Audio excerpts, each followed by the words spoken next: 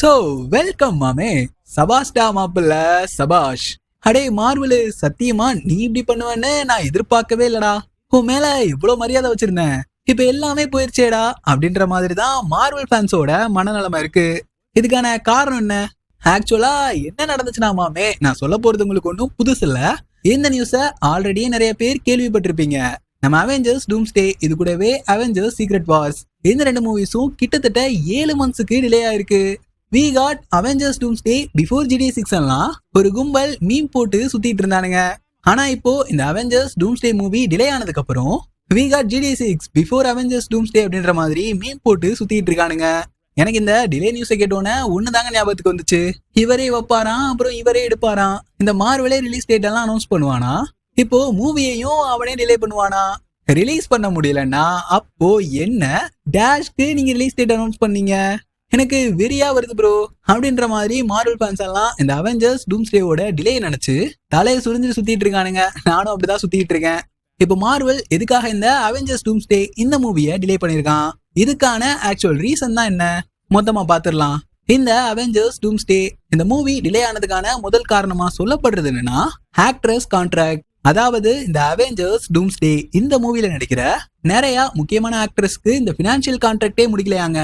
அந்த ப்ரொடக்ஷன் வீடியோல எல்லாத்துக்கும் வரிசையா சேர போட்டு எல்லாரையும் உள்ள கொண்டு வந்துட்டானுங்க. ஆனா அவங்களுக்கு எவ்வளவு சம்பளம் கொடுக்கணும், மத்த எந்த ஒரு பினான்சியல் கான்ட்ராக்டுமே இந்த மூவில நடிக்கிற யாருக்குமே செட்டில் பண்ணப்படலையா.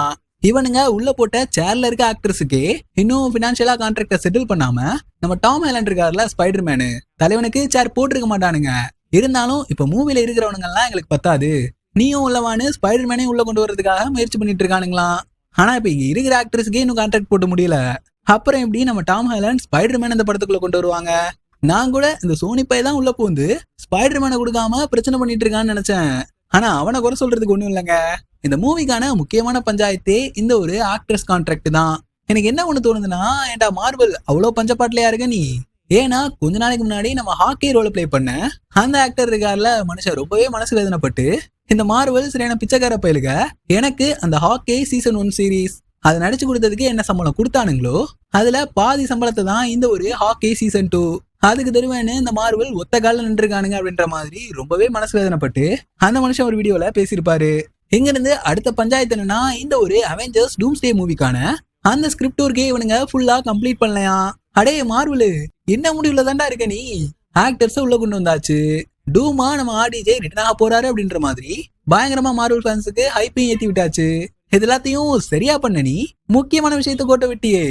இன்னும் இந்த மூவிக்கான ஸ்கிரிப்ட் ஒர்க் நடந்துட்டு தான் இருக்கான். இன்னும் இவனுங்க முழுசா ஸ்கிரிப்ட எழுதி முடிக்கலையா. ஸ்கிரிப்டே இவனுங்க ஃபுல்லா முடிக்காம அந்த அவெஞ்சர்ஸ் டூம்ஸ்டேக்கான ஒன்லைனரை வச்சு இப்ப படத்துக்கான அந்த ஷூட்டிங் நடந்துட்டு இருக்கு. முன்னொரு காலத்துல சரியா இந்த அவெஞ்சர்ஸ் இன்ஃபினிட்டி வார் அந்த டைம்ல எல்லாம் அந்த மூவிக்கு ஸ்கிரிப்ட் பேப்பர்ஸ் 4-5 இருக்குமா, அது எல்லாத்தையும் மொத்தமா ஷூட் பண்ணி அதுல தேவையில்லாதெல்லாம் வெட்டி தூக்கி வீசிட்டு ஸ்கிரிப்டுக்கு தேவையானதை மட்டும் எடுத்து அதை முழு படமா பிரசன்ட் பண்ணி ஒரு மாஸ்டர் பீஸா நம்ம கிட்ட கொடுத்துருப்பாங்க. இப்போ அந்த மல்டிவர்ஸே நம்ம கண்ணு முன்னாடி பயங்கரமா காட்ட போற இந்த ஒரு அவெஞ்சர்ஸ் டூம்ஸ்டே மூவில ஸ்கிரிப்ட் ஒர்க் முடியல அப்படின்றத கேட்கறதுக்கே மனசுக்கு கஷ்டமா தாங்க இருக்கு. ஒரு பக்கம் ஷூட்டிங் பக்காவா போயிட்டு இருக்கு, இந்த பக்கம் ஸ்கிரிப்ட் எழுதிட்டு இருக்கானுங்க. அதெல்லாம் சரியா முடிச்சு ஒரு தரமான அவெஞ்சர்ஸ் மூவியை நமக்கு கொடுக்கணும்னா அதுக்கு கண்டிப்பா டைம் ஆகும். அந்த ஒரு ரீசனுக்காக இந்த டிலே ஏத்துக்கிறதுக்கு கஷ்டமா இருந்தாலும் ஏத்துக்கிட்டு தான் ஆகணும்.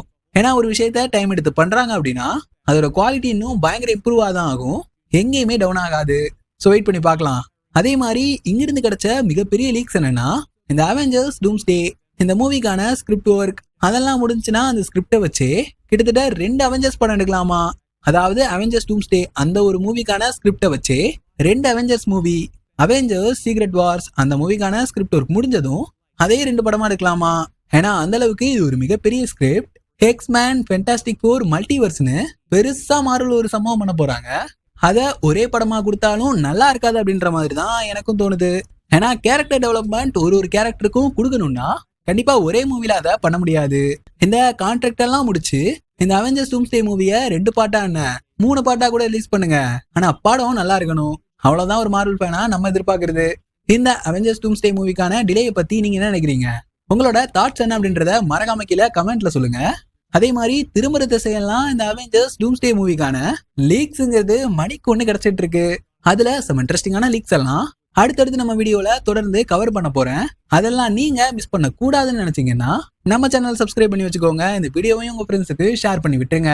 நெக்ஸ்ட் வீடியோல பார்க்கலாம். அது வரை சில் பண்ணுங்க. வட்டா மாமே.